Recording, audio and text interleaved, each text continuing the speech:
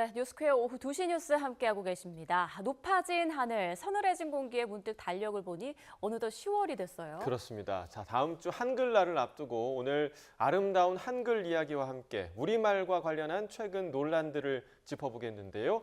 장소원 국립국어원장 스튜디오로 모셔봤습니다. 어서 오십시오. 안녕하십니까? 안녕하세요. 네, 자, 국립국어원 하면 이제 많은 분들이 우리나라 우리말의 최고 권력기관 이 정도로는 알고 계실 텐데요. 정확히 어떤 분들이 모여서 좀 어떤 일을 하고 있는 곳인지 소개를 좀 해주시죠. 네, 국립국어원은 서울시 강서구 방화동에 위치한 문화체육관광부 소속 기관입니다.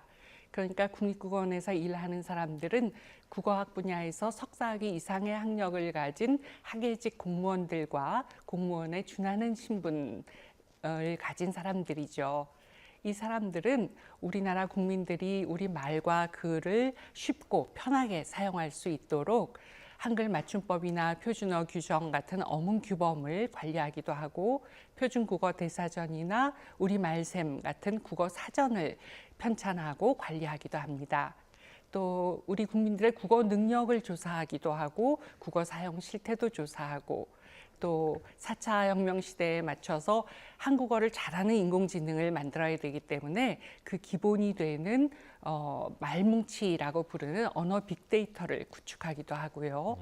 요즘 같은 시대는 한국어를 배우는 외국인들이 많아서 한국어 선생님의 수요가 많아져서 한국어 선생님들을 인증하고 재교육하는 일도 합니다. 또 특별하게는 수어와 점자까지도 관리하고 널리 알리는 일을 하고 있는 기관입니다. 네, 자, 국립국어원에 대해서 소개를 해주셨는데 사실 뭐 저희 앵커들과도 뗄 수 없는 그렇죠. 기관이 아닌가라는 생각이 좀 드는데요.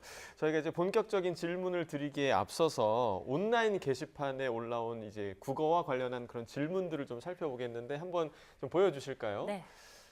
자, 보시면 추후 공업고등학교가 어디야? 이런 질문이 어느 게시판에 올라왔습니다. 지도 앱에도 안 뜨는데 어딘지 아는 사람 이렇게 물어보는 질문인데 사실 이게 우리가 문서나 서류 같은데 추후 공고라는 말들을 굉장히 많이 쓰는데 이게 정말 몰라서 올린 건지 아니면 장난으로 올린 건지 원장님도 이런 질문 본 적 있으세요? 네, 요즘 문해력과 관련해서 이런 재미있는 예들이 인터넷에서 많이 떠돌고 있고 또 언론에서도 많이 보도를 해서 저도 봤습니다. 뭐 사흘을 4일과 연관지어서 생각한다든지 예. 우천시가 어느 지역에 있는 도시 이름이냐고 묻는 사람도 있다고 하더라고요. 예. 네, 맞습니다. 그 밖에도 뭐 심심한 사과를 정말 그 심심하다고 생각하는 네. 경우도 있고 금일 마감이라는 글을 보고 아, 금요일까지 마감이구나.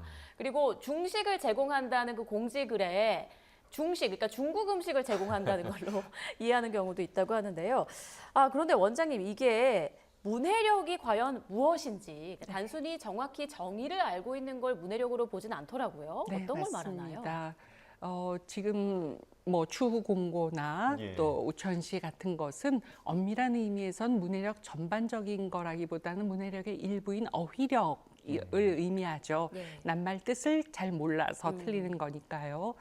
더 엄격한 의미에서 문해력은 말 그대로 글을 이해하는 능력이니까 조금 길이도 길고 복잡한 구조를 가진 글을 읽고 그 핵심을 파악하고 전체 내용을 이해할 수 있고 또 그걸 요약해서 제시할 수도 있는 능력을 문해력이라고 합니다. 예. 자, 이 문해력에 대한 이런 이슈들이 요즘 뭐 SNS에서도 굉장히 많이 올라오고 여러 곳에서 게시판에서도 많이 올라오고 있는데 최근에 교육부랑 국가평생교육진흥원이 한 조사를 실시했는데 우리나라 성인 100명 가운데 3명이 자, 지금 보시는 것처럼 비문해 성인이라고 합니다. 그러니까 비문해 성인이라는 게 기본적인 읽기, 쓰기, 뭐 세마기가 한 초등학교 1, 2학년 정도의 수준이다라는 그런 결과, 충격적인 결과죠. 근데 사실 제가 생각하기에는 우리나라만큼 문맹률이 낮고 또 교육열이 높은 나라도 없지 않을까 이런 생각이 드는데 이렇게 최근 들어서 문해력 저하가 나타나는 이유가 좀 어디에 있다고 보세요, 원장님? 네. 두 가지 정도로 생각해 볼 수 있을 것 예. 같은데요. 첫 번째는 요즘 세대의 많은 사람들이 긴 글을 읽는 것을 싫어합니다. 그래서 어떤 정보를 얻고자 할 때 뭐 책을 한 권을 다 읽고 거기서 필요한 정보를 추려서 뽑으려고 하지 않고 동영상을 통해서 바로 주어지는 답만 원하는 거죠. 또 설사 글을 읽는다고 하더라도 긴 글을 읽는 대신에 요점만 정리되어 있는 뉴스 같으면 전체 뉴스를 보지 않고 카드 뉴스만 보는 게 그런 예가 되겠죠. 그렇게 짧은 글을 너무 읽기 때문에 긴 글을 읽는 문해력이 점점 떨어진다고 볼 수 있고요. 두 번째로는 아까 얘기한 추후 공고나 우천시 같은 것들은 한자어들입니다. 우리말의 60% 가까이가 한자어 단어들인데 요즘 학교에서 한자 교육을 하지 않고 있죠. 그래서 그러다 보니까 자기가 아는 한자로만 뜻을 추측하려고 하다 보니까 이 문해력이 점점 떨어집니다. 그런데 그러면 한자 교육을 다시 시작해야 하느냐?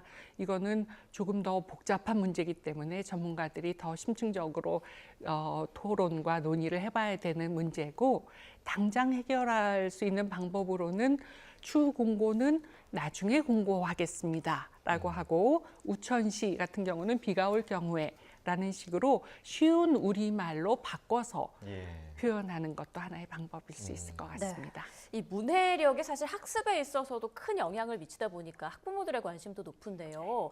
국립국어원에서도 이 문해력 이슈와 관련해서 별도의 교육 방안을 마련하고 있다고요? 네, 국립국어원에서는 5년 주기로 우리 국민의 국어 능력, 그러니까 읽기, 쓰기, 듣기, 말하기 능력을 평가합니다. 이거는 OECD에 속한 국가들은 다 하고 있는 일인데요. 최근 조사를 보면 특히 쓰기와 읽기 능력, 즉 문해력이 떨어져 있는 걸 확인을 했습니다. 그래서 3년 전부터는 우선 쓰기 능력을 향상시켜 보자라는 취지에서 국어원에서 논증형 글쓰기의 평가 지표를 개발하는 일을 해서 올해 말 정도면 이거를 발표하게, 국가지표라는 이름으로 발표할 예정이고요. 또 그 평가하는 전문 인력도 양성하고 있습니다.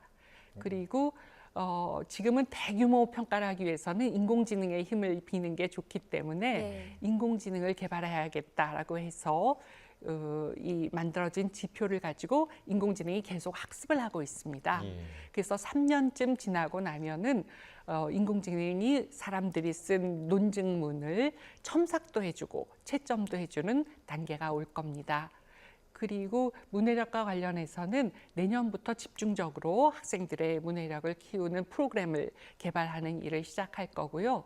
벌써 4, 5년 전부터 초등학생과 중학생들이 꼭 알아야 하는 어휘 목록을 목록화해서 발표를 했습니다.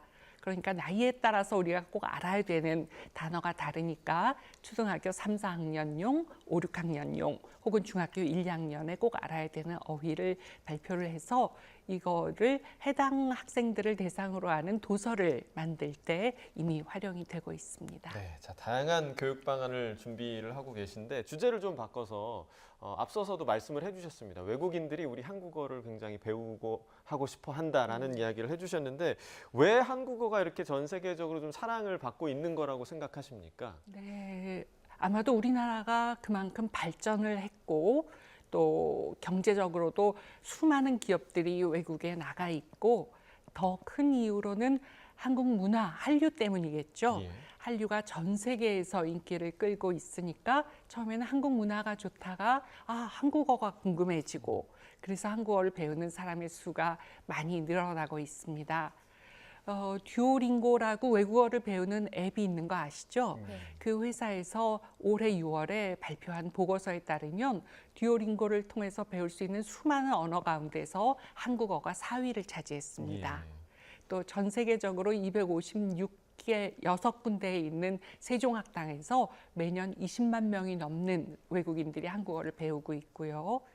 또 대학에서도 한국 학과나 한국어 강좌가 개설되어 있는 대학이 106곳이나 되고 강좌 수는 1,400여 강좌가 넘게 개설이 돼 있습니다. 네, 이렇게 외국인들은 우리 한국어를 배우고 싶어 하는데 우리 국민들은 쓸데없이 좀 외국 용어를 좀 과하게 많이 사용하는 경우가 있는 것 같아요. 그래서 국립국어원에서 이제 순 우리말로 좀 바꾸는 그런 작업들을 꾸준히 하고 있는 걸로 알고 있는데 몇 가지 좀 소개 좀 해주실까요? 네, 국어원에서는 한 달에 2번씩 새말 모임이라고 해서 그 달에 새로 나타난 전문 용어나 경제 용어, 뉴스에서 쓰이는 외국어나 외래어 표현 혹은 정책명에 들어있는 외국어 외래어 표현을 순화해서 예. 우리말로 바꿔서 보도 자료로 발표를 하고 있습니다. 네, 자 지금 예로 나오고 있는데요. 뭐 밸류업을 가치 향상으로 바꾼다거나 아니면 뭐 서브컬처, 비주류 문화. 그러니까 우리가 조금 더 이런 용어들을 조금 더 많이 쓰는 습관을 들여야겠다 이런 생각도 좀 드는 순간이고요. 자, 이제 원장님의 그 국립국어원장으로서의 임기가 지금 오는 7일까지라고도 네. 얼마 며칠 안 네, 남았습니다. 맞습니다. 그동안에 좀 보람도 크시고 또 네. 아쉬움도 크실 텐데 재임 기간 동안 국립국어원에 좀 어떤 변화가 좀 있었나요? 네, 제가 국어원에 와서 일을 해야겠다라고 마음먹은 이유가 글쓰기 능력 평가 지표를 만드는 일이었습니다. 예. 왜냐하면 대학에서 논술 시험들을 다 보고 하는데 제대로 된 지표가 없어서 대학별로 논술 시험을 많이 축소하고 예. 있는 것을 보고 속이 상했었고요. 그렇지만 논증력은 현대사회에서 굉장히 중요한 능력이기 때문에 우리 국민들의 논증력을 키워주고 싶어서 이 지표 만드는 일에 착수했고 지금 잘 진행이 되고 있습니다. 네. 두 번째로는 외국인 국적자로서 한국어 선생님을 키우고 싶었습니다. 예. 한국어를 세계 언어로 만들고 싶어 하는데 단지 한국어를 배우는 외국인이 늘어나는 게 아니라 직접 외국인이 한국어 선생님이 돼서 자국민들한테 한국어를 가르치는 시대를 만들고 싶어서 K-티처라는 과정을 온라인으로 작년부터 시작을 했습니다. 예. 또 그런가 하면 어원사전이라는 거는 국어원의 수건이었는데 다행히 작년부터 예산을 확보해서 앞으로 4년이 지나면 2만 개의 어원사전이 출간이 될 거고요. 또 4년이 되면 완전 선진국 수준으로 4만 개 어휘가 실려있는 어원사전을 만들게 됩니다. 그리고 우리 국민들이 우리 말에 대해서 더 자부심을 가지고 품격 있는 언어를 사용하겠다는 마음을 먹었으면 해서 올해 한글 주간을 맞이해서 전국민 받아쓰기 대회를 계획하고 있습니다. 벌써 9월에 각 지역 예선을 거쳐서 130명 정도가 결선에 올라왔는데요. 예. 이 사람들이 10월 4일 3시에 경복궁 흥덕전에 모여서 받아쓰기 대회를 할 겁니다. 예. 그렇군요. 바른 우리말 사용을 위해서 정말 많은 일들을 해 오셨는데 이제 한글날이 꼭 일주일 앞으로 이제 다가왔습니다. 국어학자로서 또 국립국어원장으로서 아름다운 우리말을 좀 소개해드립시다. 저희가 사전에 요청을 드렸는데 네. 예쁜 별 이름들을 가지고 오셨더라고요. 하나하나 좀 소개를 해주실까요? 네, 우리말이 아름다운 게 참 많은데 예. 별 이름 중에서 은하수가 우리말로 뭐라고 하는지는 앵커분들도 아시죠? 예, 예. 미리네는 많이 예, 들어봤죠. 미리네는 예. 많이 쓰는 말입니다. 그러면 혹시 개밥바라기라는 건 들어보셨나요? 책 제목에 있는 거. 황석영 작가 소설. 예, 책 제목이기도 하지만 저녁에 해가 진 뒤에 서쪽 하늘에서 유난히 반짝이는 별이 있습니다. 그 별이 바로 금성인데 그 저녁 금성을 개밥바라기라고 합니다. 예. 그런가 하면 아침에 새벽에 해가 뜨기 전에 유난히 이번엔 동쪽에서 반짝이는 금성은 샛별이라고 부릅니다. 예. 또 작고 잘게 하늘에 흩어져 있는 작은 별들은 쌀아기 별이라고 하죠.